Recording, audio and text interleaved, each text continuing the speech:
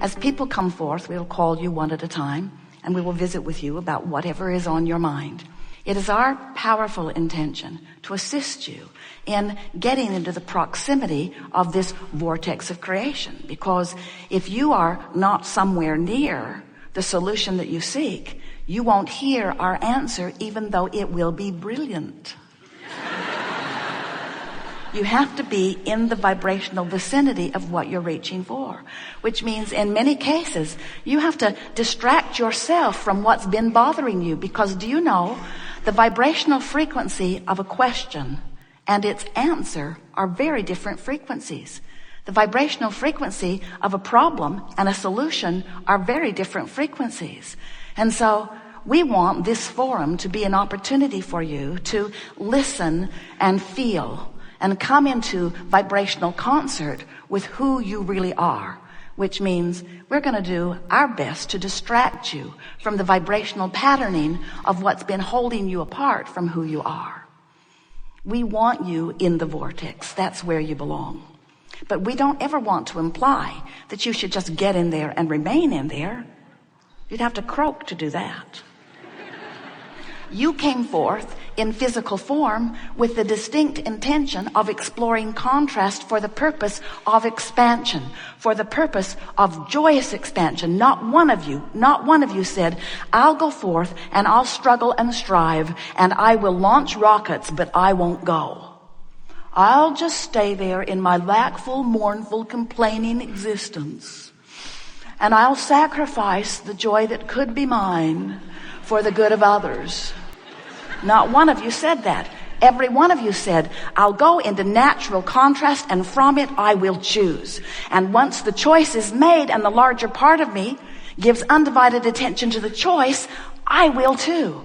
And you know what the most exhilarating thing about that is that everything that you want to call joyous life experience, every bit of it is that closing of that gap. In other words, you out here on the leading edge, you get to explore the contrast and you get to launch the rocket.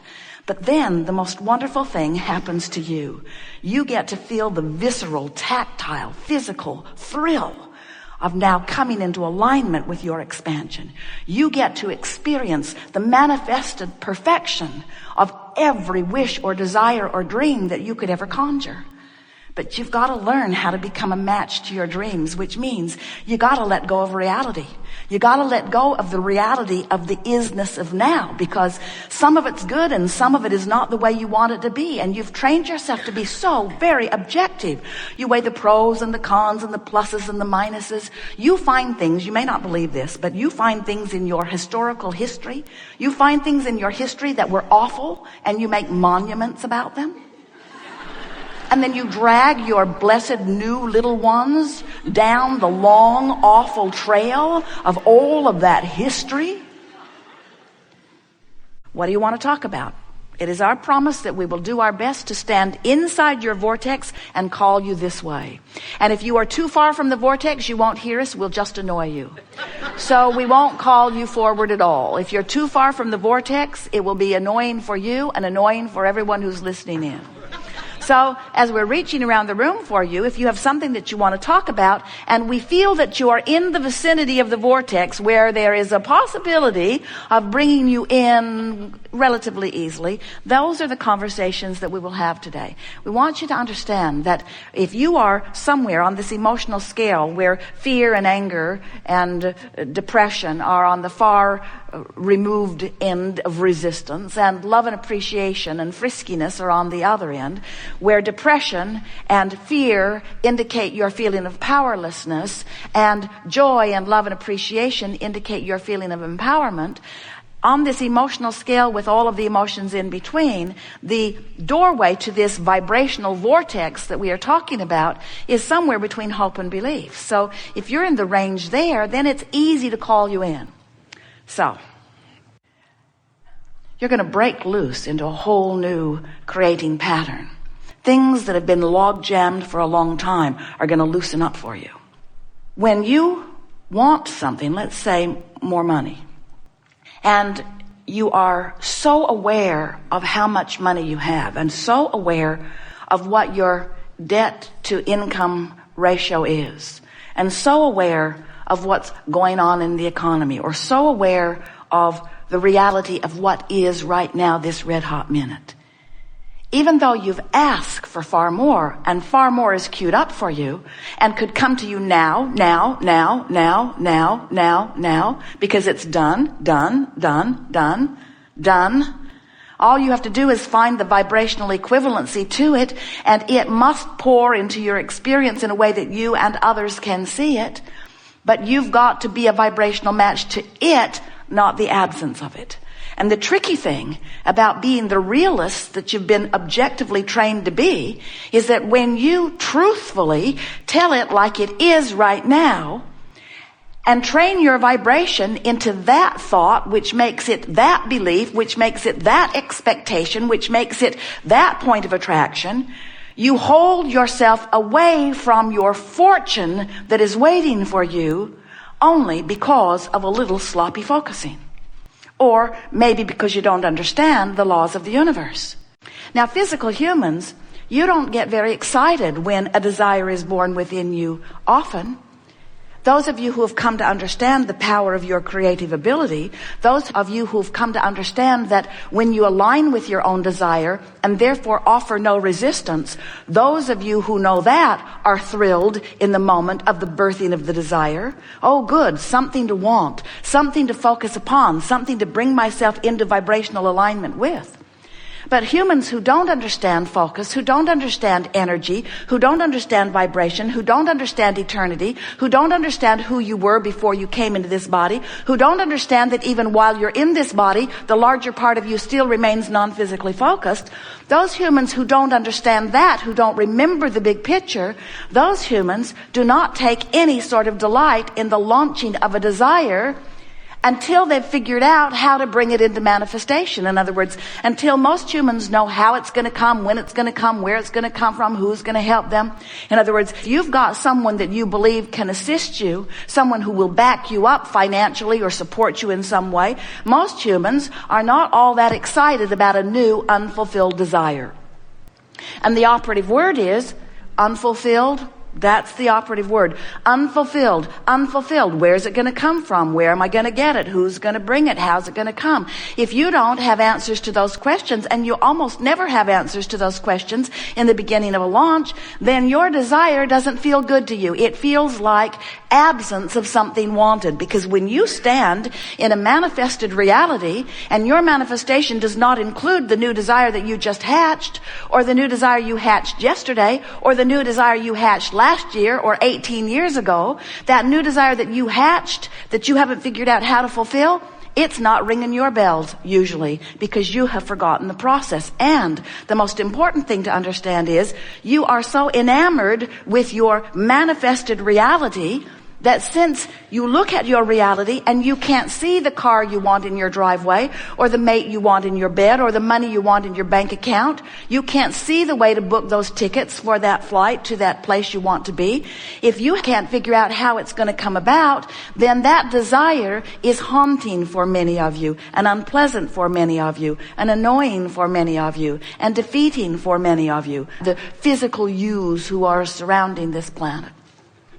So we want to help you to understand that, yes, of course, there is always a gap between the hatching of an idea or the hatching of a desire and its manifestation, but you don't have to wait for the manifestation in order to know the reality of it. Because everything that is ever manifested in your life experience, there has been a vibrational reality that preceded it.